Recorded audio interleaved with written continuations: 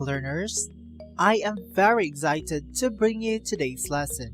So, set your mind, ready your heart, and brace yourselves, for we will take a journey to discover the Week 3 of 21st Century Literature from the Philippines and the world. For today's lesson, we will focus on the representative texts and authors from each region, the study and appreciation of a literary text from Luzon. Most essential learning competency in focus: writing a close analysis and critical interpretation of a literary text and doing an adaptation of these require from the learner the ability to identify representative texts and authors from each region. At the end of this module, you should be able to know and understand the use of imagery in poetry and appreciate and understand the use of imagery in the development of meaning in a poem from Luzon.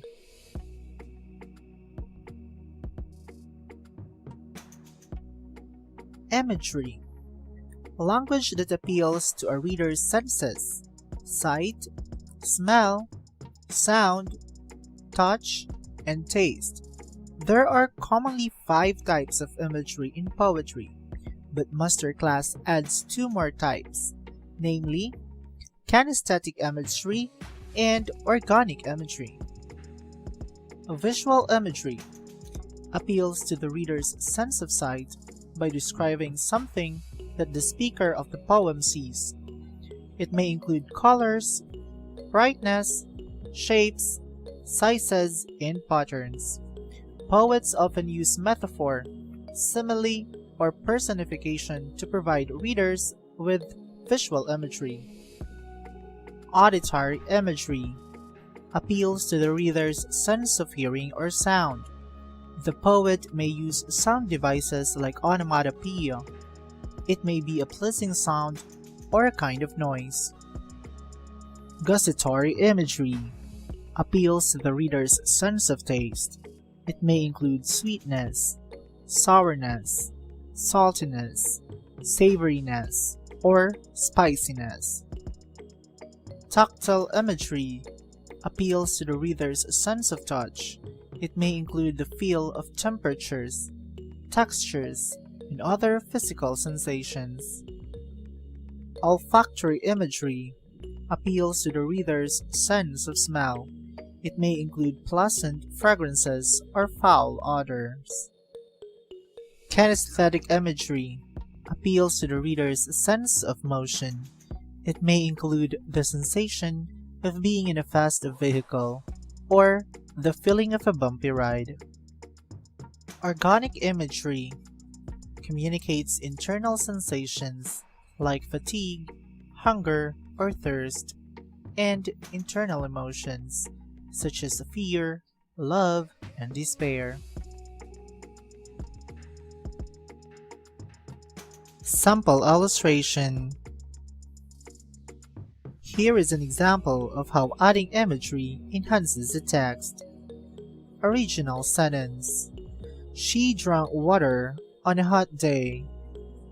With the imagery, the cool, refreshing water quenched her thirst as the scorching sun radiated on her. Here are examples of the types of imagery in texts. There are commonly 5 types of imagery in poetry, but Masterclass adds 2 more types, namely, kinesthetic imagery and organic imagery. Example of visual imagery. I wandered lonely as a cloud that floats on high over vales and hills, when all at once I saw a crowd, a host of golden daffodils, beside the lake, beneath the trees, fluttering and dancing in the breeze. I wandered lonely as a cloud. By William Wordsworth. Example of auditory imagery. He gives his harness bells a shake, to ask if there is some mistake. The only other sounds the sweep of easy wind and downy flake. Stopping by woods on a snowy evening by Robert Frost. Example of gustatory imagery. I have eaten the plums that were in the icebox, and which you were probably saving for breakfast.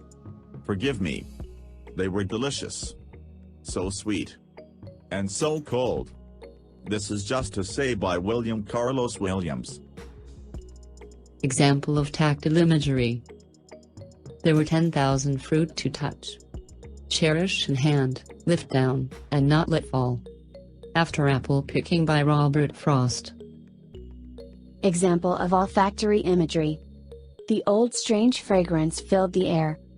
A fragrance like the garden pink, but tinged with vague medicinal stink. Of camphor, soap, new sponges, blend with chloroform and violent scent. Miss Thompson Goes Shopping by Martin Armstrong. Example of kinesthetic imagery. 10,000 I saw at a glance, tossing their heads in sprightly dance. I wandered lonely as a cloud by William Wordsworth. Example of organic imagery. So I was once myself a swinger of birches, and so I dream of going back to be. It's when I'm wary of considerations, and life is too much like a pathless wood. Birches by Robert Frost. Cirilo F. Bautista's Third World Geography is rich with imagery, which makes us vividly imagine the scenes in the poem. Open your senses while listening and observe the images in the poem. Third World Geography by Cirilo F. Bautista. A country without miracles sits heavy on the map, thinking of banana trees rotting in the sunlight. The man who watches over it has commandeered all hopes, placed them in a sack, and tied its loose end. He goes around carrying it on his back. When asked what is inside, he say, just a handful of feathers. Just a handful of feathers. That's how light the burden of government is in peacetime. Any tyrant can turn it into a metaphor. You kneel on the parched earth and pray for rice, only the wind hears your useless words. The country without miracles tries to get up from the page, but the bold ink and sharp colors hold it down. Let us now dissect the meaning of the poem through its images. A country without miracles sits heavy on the map. This line is visual imagery. A country without miracles looks like a hopeless country. It sits heavy on the map because it is too hopeless to stand. Banana trees rotting in the sunlight. This line is a visual imagery. The bananas could symbolize a country's citizens who work hard under the heat of the sun. It is also worth noting that Banana Republic is any small country in the tropics South and Central America whose economies are largely dependent on fruit exports like bananas. Cambridge Dictionary defines it as a country that is poor, corrupt, and badly ruled.